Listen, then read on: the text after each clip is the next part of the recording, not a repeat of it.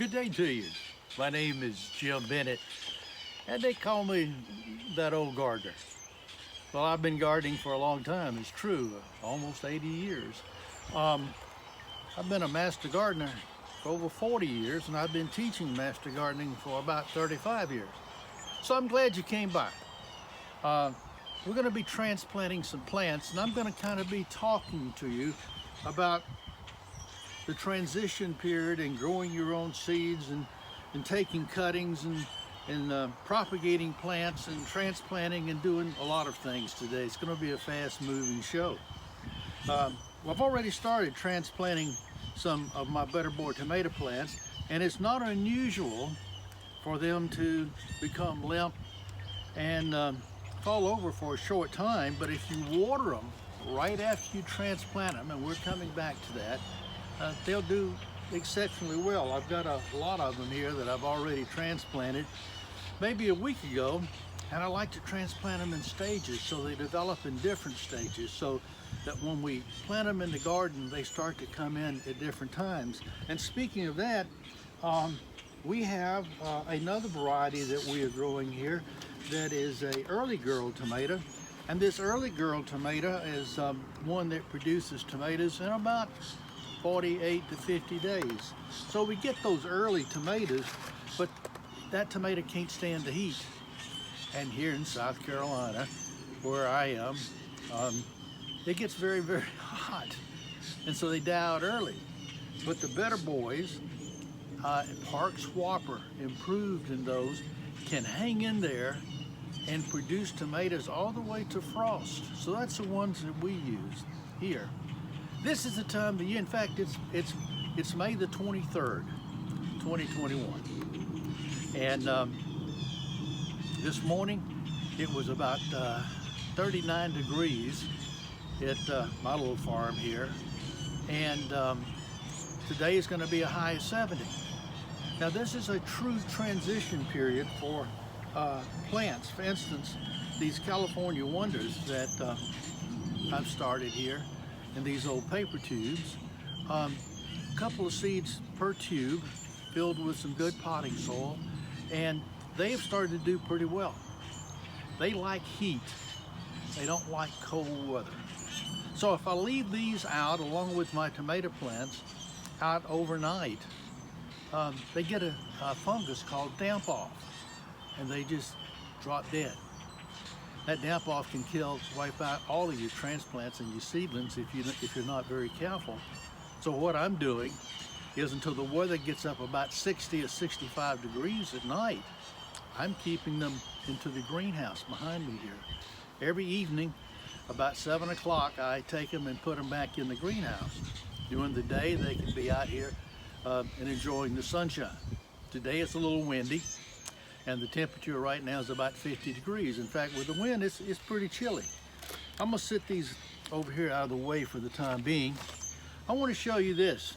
This is an old Folgers coffee can, of course. You can see that. And then this is a container that I have taken and filled with sand. And this is half filled with water. And you can see the water dripping from it. What happens is that this container sits down in the water and waters these transplants of these trying to propagate or propagating this rosemary. And we're transplanting some of these too. Just don't pull them out. You have to dissolve that sand and get the roots. Don't mistreat those roots at all. So I'll show you how to do that in just a few minutes. But we've got lemons, we've got limes, we've got sweet basil that we're rooting, and we're going to transplant some of these tomato plants. And I wanted to show you this. These tomato plants are grown in these paper tubes. Every household has some of these paper tubes sitting around. My wife, who is a very proper Southern lady, tells me that I cannot tell you that these are from toilet paper rolls, but that's what they are. And what I've done, I've taken them and cut them in half, and I've started using these as kind of the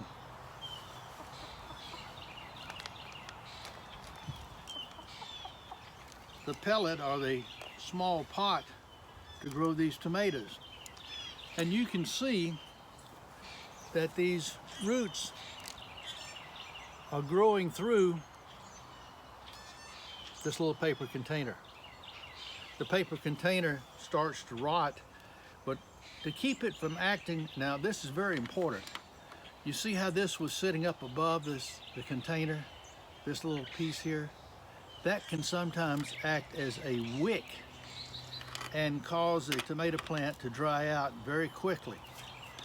I'm breaking off these little original leaves, these first generation leaves that come out, and what I'm going to do is I'm going to run my finger down into this moist potting soil, make a form in it where I can slide that tomato plant down in it. In fact, I'm going to take some of that potting soil out. I'm going to make a big indentation down there. And you can see that it was planted about right there, that deep.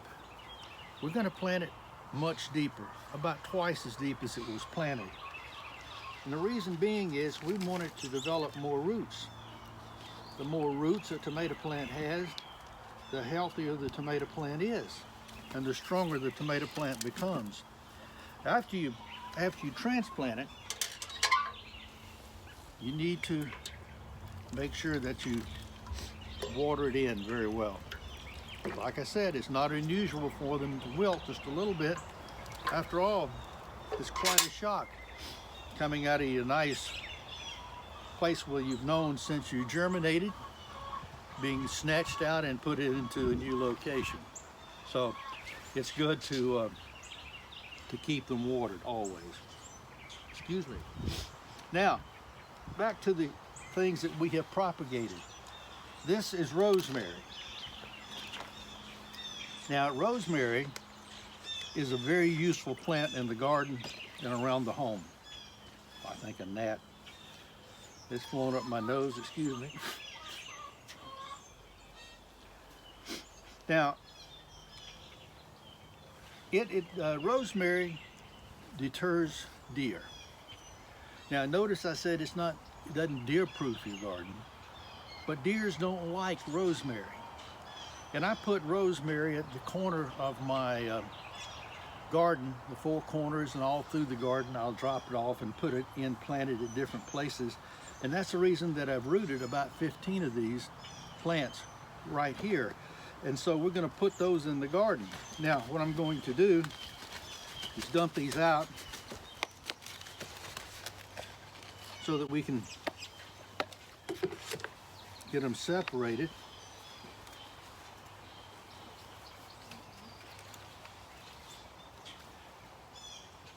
And you can see how they've rooted.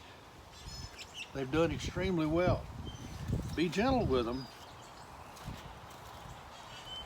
You want these roots to really come alive. Now this one is just beginning to root and it's just started. We'll take a chance on it. This one's rooted. This one's rooted. And so what we're going to do is to make an indentation in the potting soil, work this plant down in it,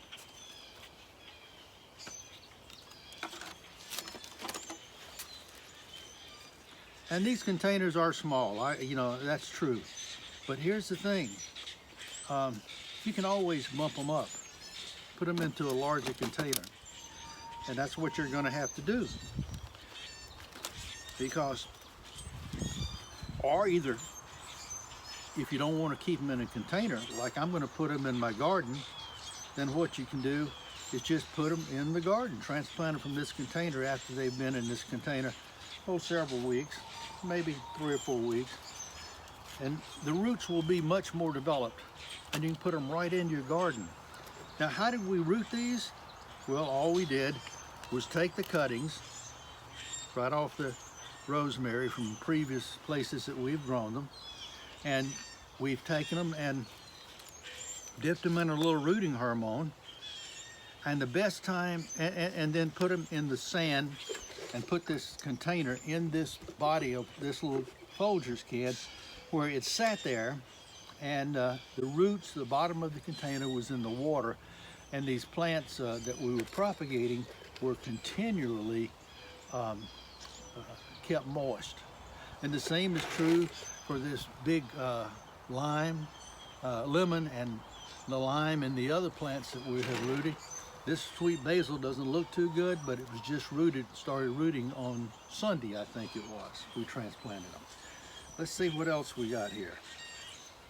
Well, every one of these have rooted, and they are going in the garden to kind of help control the deer. It does really and truly deter the deer, send them to another place, hopefully not to my garden, my neighbor's garden, but it happens. So that one doesn't look too good, but let's see about these. Yep. Now, you're not going to get 100% rooting. It just doesn't happen. But this time of the year is the very best time. When spring comes and the plant starts to send out new growth, that is the very best time to root them. And for the harder wood, you can do that in the fall. But this is easy to grow and easy to root. We're going to water these in. Make sure they have plenty of moisture. Make sure they're happy in this new home that we've got here. Rosemary, it can stay out overnight. All of your cold crops, such as cabbages, Brussels sprouts, broccoli, cabbage, collards, those things can stay out. They can tolerate the cold. In fact, they love the cold. But anyway, we're going to be transplanting, we're going to be growing, we're going to be here for you all through the growing season. And you can follow us as we plant the tomatoes, as we plant the rosemary and the sweet basil. Sweet basil planted with tomato plants increases the flavor of the tomato and makes the tomato a better shape. You say, how? Well, this is how it does it, but you can find out more as we go on. It's a pollinator. The bees love it once it starts to bloom and blossom. And they will also help pollinate the tomato. Even though the tomato is a self-pollinating plant, you'll get, if you don't have the sweet basil, you'll get misshaped tomatoes, cracked, cat facing, and all kinds of things. But with the sweet basil, it cuts down on all of that. And it makes sure that tomatoes, even in the hottest weather, are pollinated. Sometimes when it gets into, well, always when it gets above 91, 92 degrees, the pollen in the tomato plant pretty much dies and they don't pollinate. But with the sweet basil, you'll continue to get them coming through all year long. And the reason being is the bees that are pollinating that light on the tomatoes as well, and the pollen that is alive, they transfer it and keep that plant going. Well, this is That Old Gardener. Hope you've enjoyed it. Please like or subscribe. It would help me a lot. We've just started this video website on YouTube, and I certainly thank you for watching and hope you'll come back next week for the next installment. God bless you. This is That Old Weekend Gardener, Jim Bennett, saying happy gardening.